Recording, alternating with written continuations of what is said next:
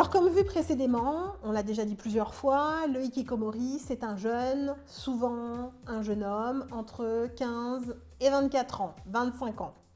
Ils sont en retrait social et enfermés chez eux. Donc ça, c'est, on va dire, un point commun. Mais pourtant, il y a plusieurs formes de hikikomori. Alors, je vais utiliser des termes anglais. Je m'excuse, j'ai toujours pas pris de cours d'anglais et mon accent est toujours aussi minable. Je vais faire des efforts. On a d'abord les hikikomori primaires. Ça va, c'est du français.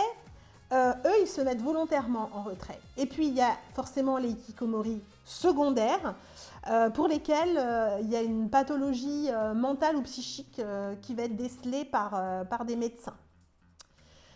Parmi eux, on va trouver différents niveaux de dépendance. C'est là qu'intervient l'anglais.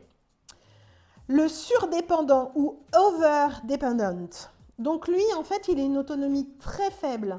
Il a un confort de vie. Il a une vraie prise en charge de sa famille.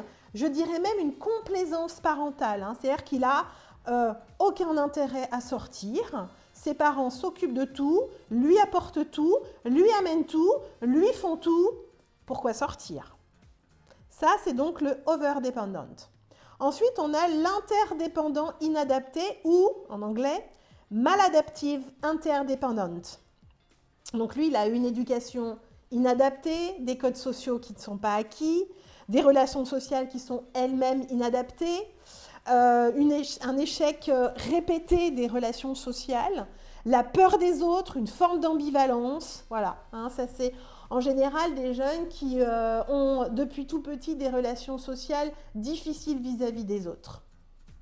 Et puis enfin, on a le contre-dépendant ou l'antisocial. Alors en anglais, on va dire le counter-dependent.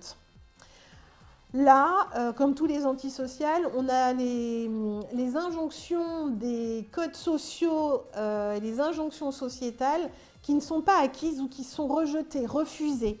Et il y a un décalage entre ce qu'ils ont appris et ce qu'ils sont. Voilà.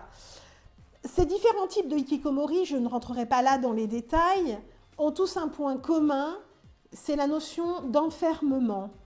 Et donc la question qu'on peut se poser maintenant, finalement, c'est l'enfermement est-il un état de fait ou plutôt un processus?